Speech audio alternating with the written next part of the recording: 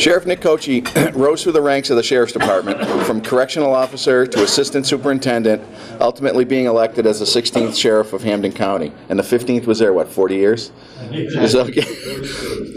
During his tenure, Sheriff Cocchi was a recipient of several departmental awards, including Employee of the Month, the Distinguished Service Award, and the prestigious Mike Dodson Supervisor of the Year Award. Sheriff Cocchi is a lifelong resident of Ludlow and a graduate of Ludlow High School. He holds a Bachelor of Science degree in government from Western New England College and earned his master's degree in business administration from Elms College, where he currently serves on their MBA advisory council. Sheriff Cocchi is a husband of his high school sweetheart Wendy and father to their 3 sons, Owen, Max, and Sam. And in my opinion, he's done a wonderful job over the last 9 months, which, as he said last night, I saw him last night, he said, I can't believe it's been 9 months, but he's done a wonderful job. He's bringing some forward thinking to the office and doing some wonderful things with his customers, if you will, and also relating to opioid addiction and things like that. And I'm proud to call him a friend, and I'd like to introduce Sheriff Nick Cocchi. Well, good afternoon, everybody, and thank you, Paul, for that great introduction. When you start talking about some of the things I did, we got to turn around and find out who we were talking about. But we had a great event last night in East Long Meadow, and as I spoke there, I opened up with the first thing that is very near and dear to me, is I just want you to know I love my job. I truly love getting up in the morning, going to work, and serving as your sheriff for Hampden County, and going in and working on behalf of the citizens of Hampden County to help bring people who have hit the crossroads in their life. They come to us addicted. They come to us with mental illness. They come to us broken, angry. And we take them during their incarceration, the time they're with us, from the minute they walk through the door to the minute we walk them out the door, and we try to de-escalate the anger. We try to refocus the sobriety and recovery. And we try to stabilize the mental health issues. And if we can do these things, which I think the line staff at our department do a tremendous job, we've done something for the community. The men and women of the Hampden County Sheriff's Office are tremendous. Sheriff Ash left, he said to me, he says, Nick, I'm going to leave you a legacy. And he says, the legacy's not about me. Because I'm going to leave you a legacy of staff, great staff. And I can tell you, after 9 months in office, the sheriff was not kidding 1 inch. He has left tremendous staff that are professionals in what they do. We have professional electricians. We have professional counselors and caseworkers. We have substance abuse counselors. We have mental health clinicians. We have nurses. We have doctors. We have correctional officers, caseworkers. We have food service people. We have specialists in every step in the walk of the departments that we have at the Hampden County Sheriff's Office. And they're very proud of the work that they do. So on behalf of myself, I just want to thank you. I want to thank you for your continued support of the Sheriff's Office. For those of you who feel I'm doing a good job, I appreciate it, and I won't let you down. I'm going to continue to do a good job. And for those of you who don't really know me, or the verdict's still out, all I ask you to do is continue to be open to the work that the Sheriff's Office is doing. I truly believe that when I go to work every day, and not I, because it's really the work of the men and women who do the job, but as I go in and I punch that time clock, every person, 850 people that work at the Sheriff's Office, they have this awesome responsibility, but more importantly, they have the ability to change someone's life for the rest of their life in a very positive way. When you have people at their lowest times and you offer them mentorship and support, you offer them education and treatment. You give them mental stability when it comes to the mental health issues. When you give them comfort, because some of the people that are offenders are still victims. When you do those things, you are actually providing an environment that is conducive for positive change in someone's life. So I take my job very serious. I've been there for 25 years. I started as a correctional officer, and I worked my way up to, presently the sheriff. And I can only tell you it's been a very rewarding quarter century. I've learned a lot. I've witnessed and I've watched and I've seen a lot. Some things that are very rewarding and some things that could be potentially very disturbing. But it's important that people realize that every day when we go to work, we're fighting on behalf of the community. People say, what does the sheriff's office do to protect the public? It's a very simple answer. Very complex to do, but very simple answer. What we do every day to provide public safety to our 23 cities and towns in Hampden County is we take people at their lowest levels that are afflicted, we help them get into recovery, we help them get more positive, we defuse that anger, we try to educate and treat, and as we walk them back to society, because that's where they're going from Hampden County, your average stay in Hampden County is 9 months. For a female, it's maybe 5 or 6. So you're going back to the community in short order. And when you do that, we're helping you walk back to the community with resources and tools. You need to have a place to live. Sometimes you burnt the bridge with your family. Last place we want to bring you is to a shelter. So we try to work diligently on finding you a home plan. We try to help you with employment. You got to have a job. If you don't have a job to make money to support yourself or your family, you're going to go right back into those druthers of society. You're going to go right back into the things that made you feel good and the things that you know. And that's down selling drugs. That's utilizing the drugs. Because let's be honest, when you don't feel good and you don't feel confident about your abilities, there's one thing that takes away the pain. And it's that self-medication, whether it's through an opioid, whether it's through other illicit drugs, or through alcohol. And if we can keep people moving in the right direction by offering them opportunities for employment, housing, and continuing to hit their wraparound services, we're going to be very, very successful in reducing the recidivism rate and helping people go back to their families as better mothers and fathers, brothers and sisters, and husbands and wives. And that's really our goal. You know, I see Joy, whose son, Matt, works at the jail. Matt's in charge of our standards unit. It's not a very glamorous job, but probably one of the most important jobs because it's what we do to stay compliant with the Code of Massachusetts regulations and the Department of Corrections. And I just want to thank you. I want to thank you for your son's service because what he does every day is so important to the daily operations of our institution, and he does it well.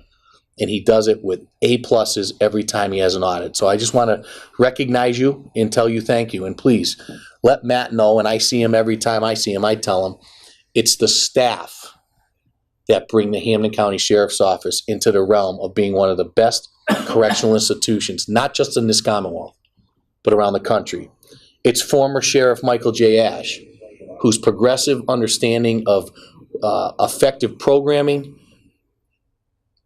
paired with good security practices and public safety, helps make a correctional facility that is second to none around the country. So as I look at my job, I think it's one of the easiest jobs in the world. My job is to continue to provide the resources, the materials, and the support to the staff to continue to be progressive and moving forward and working for our county. It's to go down to Boston and make sure they understand that when I go down there and ask them for money, it's not to frivolously spend. I go down there with my report card. We go down there with evidence-based programming and statistical data information showing the impact we're making in people's lives. You can't argue with that. And if we continue to do those things, I believe we're going to continue to be supported from Beacon Hill when it comes on the front of the budgets. Budgets are tight in the Commonwealth right now. And let's be honest, at the forefront of everybody's concern is inmate custody, where you're going to drop your money into. Education is, schools, cities and towns. But I can tell you the state does a good job of recognizing that the importance of helping our offenders go back to the community and be productive citizens rather than destructive. It allows us the ability to do our job, and they've been very, very gracious to us. So with that, I want to open up for any questions. I do want to talk just briefly about the opioid crisis. It's a crisis that has been talked about and been chewed on for a good 6 years that has been really public. Let me tell you, the opioid crisis has been around for 25 years and longer. The day I started the jail, there was an opioid crisis. It was a heroin guy. But see, they called him a heroin junkie. But they weren't. It's the same addiction. It's the same disease. Now we're talking about it as an addiction, a disease. So now we're starting to move progressively forward in reducing the stigma of people that have substance abuse issues, which I think is a good thing. But remember, as sheriff, I can talk out of both sides of my mouth. I can talk about education, programming, in the softer side of corrections, but I also can talk out of this side to say, I'm here to support the public, the victims that are in the community, and I have to act on behalf of public safety. So you have to have that balance. No other agency can do that. The DA prosecutes. You have prison legal services. They want to take a look at the way we operate the jails. But the sheriffs, the 14 sheriffs in Western, I should say the 14 sheriffs in the Commonwealth have the ability to be a lending arm to the inmate offenders and help them and mentor them, but also provide that discipline and structure. So when they go back to the community, they get it. Or should I say, they at least understand what's expected of them. So the Section 35s that are going on right now, that are going down to Plymouth, I can only tell you I'm working closely with my friend, the Commissioner of the Department of Corrections, and I would like to take Section 35 civil commitments from Hampden County and leave them in Hampden County. Let's utilize that resource of, if you're being civilly committed by your family, that you don't have to get in a van and go 2.5 hours, 3 hours from home, and then take some type of detox and treatment, and then come back to what? You don't have your job. You may not have a place to live. That's not conducive to good reentry. So we want to do it here. So we can start to work with these individuals as they're starting into their recovery and start to plug them into an employment opportunity, plug them into a good stabilized, maybe halfway house or an addiction program, and then make sure that they're connecting with the wraparound services. So I do see that as being a very big piece coming forward. We're not to fruition yet, but I'm going to not rest until we do something that supports the Western Mass and, more importantly, Hampden County when it comes to the opioid addiction. I started the campaign. It was 3 people a day dying of opioid overdose. That was 3.5 years ago. Went to 4. It's gone to 5, and now we're 5 and change. Every day, 5 point something amount of people are dying because of opioid addiction. It's out of control. Everybody's talking about it, but it's getting worse. We have to start doing something about it. And I think that Section 35s here, local, would help take a dent out of that. So I want to thank you very much for your time. I want to thank you, Paul, for inviting me. I want to thank the Roatary for allowing me to come speak.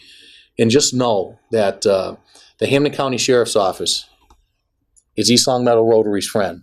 If you need something, if you want to call upon us, if we can help in any way, all you need to do is pick the phone up, and if we can do it, I promise you we will do it. Whether it's through inmate restitution labor, whether it's through supporting and trying to get more involved in East Long Meadow.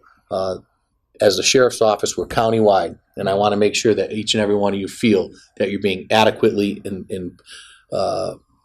supported by your sheriff and by your sheriff's office. Because at the end of the day, the jail's yours. You own the jail. You just allow me to manage it on a day-to-day basis. And I want to make sure that I don't let you down in doing that. So thank you very much, and I'll take any questions. You've mentioned Section 35. Yes. Can you give us a little detail? What is that? A Section 35 is when you go petition the court to commit somebody who has not per se committed a crime. So they're either a danger to themselves personally or a danger to the community. It's not easy to do, but I can tell you we're bringing about 7 to 8 a week down to Plymouth through our transportation team. You are not incarcerated, but you are being civilly committed to treatment because you've been a detriment to your own well-being. And it's to get to that point, you've burnt your bridges as the person who's the substance abuse user. Your family's had it. I can tell you the story. And believe me, if nobody has somebody that they know that has suffered or is suffering with opioid addiction or substance abuse addiction, hate to tell you, your head's probably buried in the sand. It's awful to say, but it's a very true statement to make. So to me, it's very important that we provide those services right here, because I really believe with the Hampden County staff and the way we feel about how we treat and educate our offender population, you're going to see a much better reduction in recidivism because of the way we handle people. They're not a body. They're not a number. They're a person. We have a lot of good people that are incarcerated that have made bad decisions. Now, don't kid yourself. We got some bad guys in there too. Got some real bad apples. But that's what jail's for. And we'll always have a jail cell for them. But somebody who's battling addiction, somebody who's battling the disease of addiction, they need a treatment bed. They don't need a hard jail cell. What is the demographics for opioids as far as Western Mass as compared to, say, to the Commonwealth as a whole? So where are the major offenders? Well, okay. Unlike crime, there is no specific demographic. The opioid crisis is attacking everyone. Ethnic background, religious background, social background, it doesn't matter. There's no boundary, there's no city or town line that's going to stop it from entering. This is something that is they call it, a matter of fact, the president today said he was going to announce that the opioid crisis was a national emergency. It's for that to be said, the Commonwealth of Massachusetts is, in my opinion, and statistically it will show you, is one of the worst. Maybe it's because we report everything. Maybe it's because we've been dealing with it a little bit longer.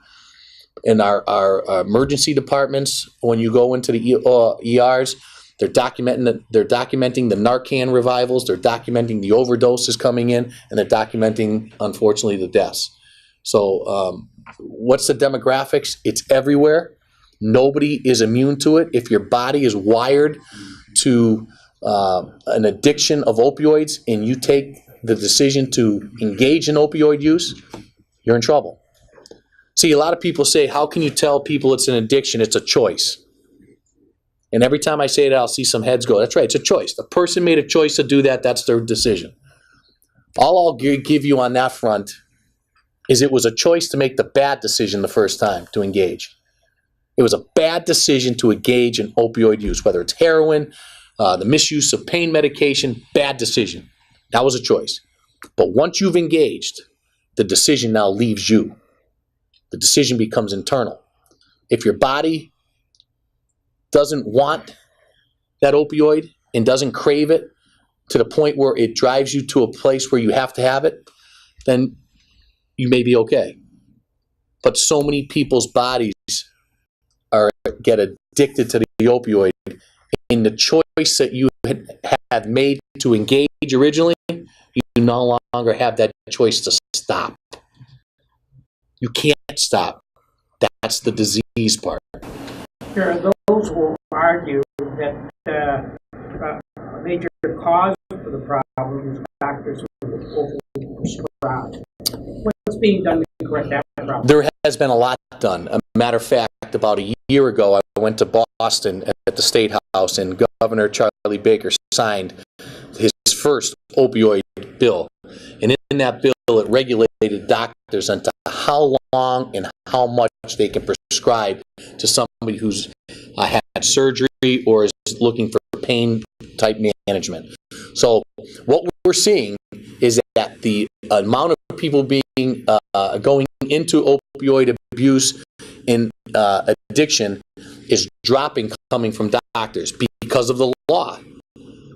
But it's not dropping the amount of people getting engaged, because once you engage in the opioid, once you can't get the pill anymore, you go to the bag of heroin. A pill on the street's $25. A bag of heroin on the street's $3 to $5. And what they're cutting the heroin with today, with fentanyl, carfentanil, it is absolutely, it could be death at impact. And that's what we're seeing. And so I look at the dealers. Any drug dealer has a home in my place. And I'll tell you this, the dealers should be charged as murderers. They should be charged as murderers if they know that they're pushing a product that has carfentanil, fentanyl, or is laced with something else, because they're taking lives of not just one, they're taking multiple lives out of the same batch.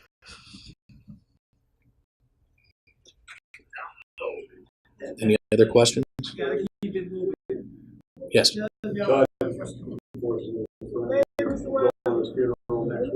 Yeah, sorry to hear that. Good-hearted guy, so it can happen to anyone, right? But, you know, I think more and more what I'm reading in the news is that it seems like 80 to 90% of the crimes committed are due to someone being engaged in, you know, petty thefts, like, you know, stealing something out of someone's garage or whatever they that 87% of the people in Hamden County right now come to us with some sort of substance abuse issue, and it was a root cause of their crime that they committed. You're Right. absolutely right. Right. So that's why it's a crisis. It's a crisis, Yeah, absolutely. and it's one that let's be honest, okay? Everybody who's run for public office in the past 3 to 6 years has run on a platform of I'm going to help battle the opioid crisis.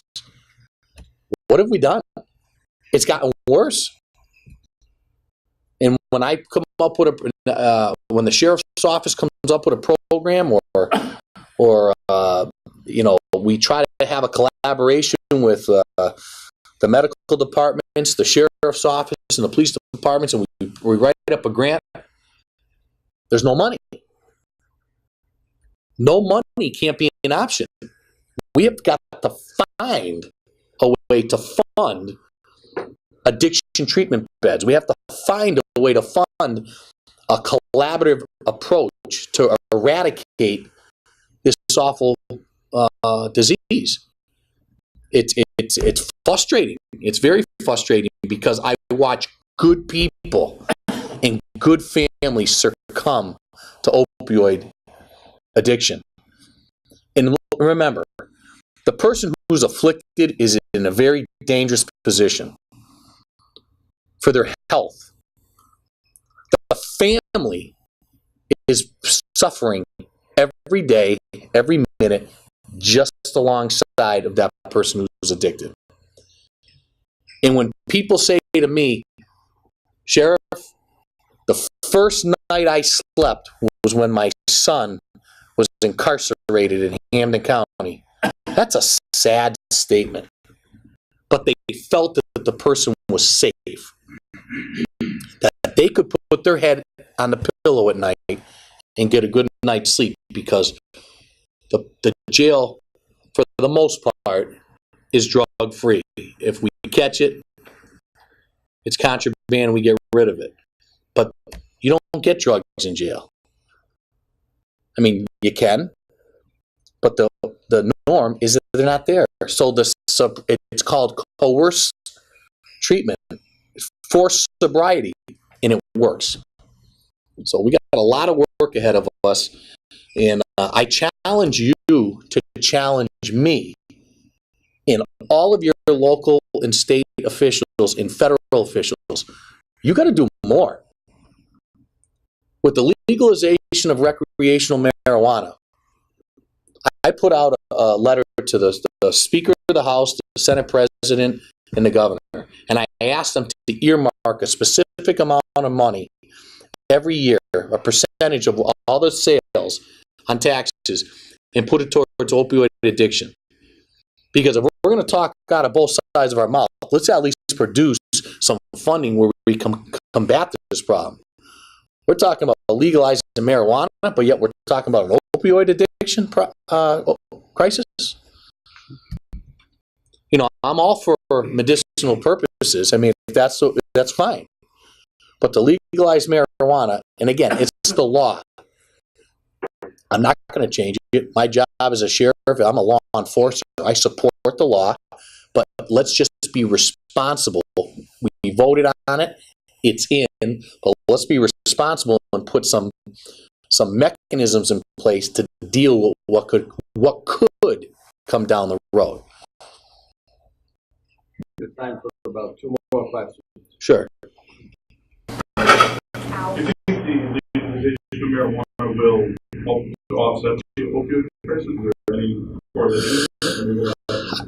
Well, people that are in favor of the legalization of marijuana would tell you absolutely. My thing is, I know from 25 years in the system that marijuana is considered a gateway drug. Yes. Now, people will say that support marijuana. So is an alcohol. You're right. Alcohol is a gateway drug as well. It's a gateway into addiction. However, alcohol has been legalized for many, many years. Many years. And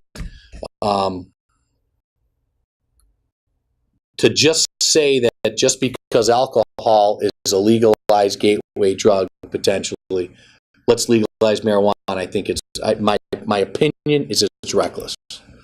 My opinion, because it's a gateway drug, and when you start to utilize it and you lose the high, you chase a higher high, you're going to go to a higher substance.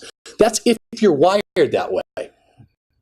I can tell you honestly, I said there's people I know that smoke marijuana recreationally and they never have a problem with it. Fine.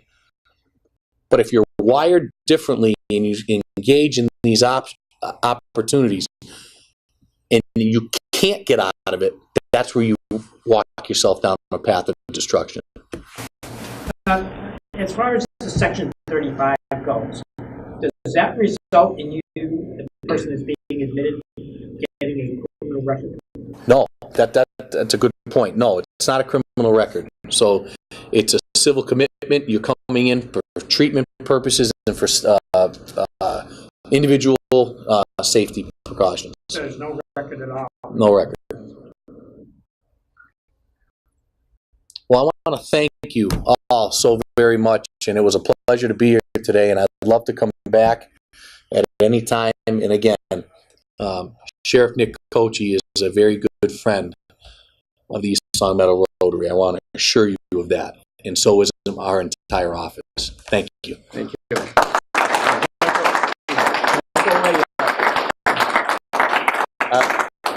As we all know, well, most of us here, that we donate books to the East Long Meadow Public Library, the children's section, and Sheriff Cocchi has chosen The Tiger Rising by Kate DiCamillo. So, thank you. Come later on next year, you will have a book in your name in the East Long Meadow Public Library. My mother is crying right now that I donated a book to the library. This is fantastic. Oh, I got proof? You got, yeah. This is great. Thank you. Thank you very much. Thank you. Thank you. And I want to thank Paul Federici for bringing him in. And again, remember, we have a new program chair now, Joanne. Anybody who wants to bring somebody in, let her know, and I'm sure she'd be glad to approach that person. Okay. At this point, we are going to go into the four-way test. And let's see here. Bill Squires, who's a guest, why don't you lead us, please, sir, in the four-way test? Four-way test of the things we think, say, or do. First, is it the truth? Is it fair to all concerned? Will it build goodwill and better friendship? Will be beneficial to all concerned? Thank you all very much, and we'll see you next week. I'm glad